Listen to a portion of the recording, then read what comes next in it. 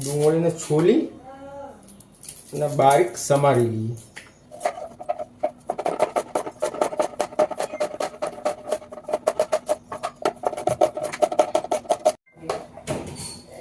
પ્યાજને બારીક સમારી લીધી છે.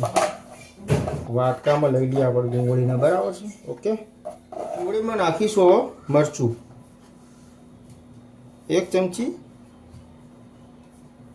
2 ચમચી મરચું,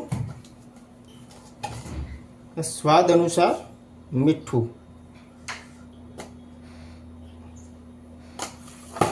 ઓકે, થોડું લીંબુ.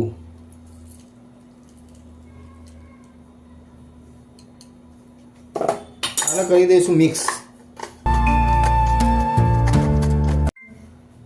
આમાં નાખીશું હવે થોડું ઘી.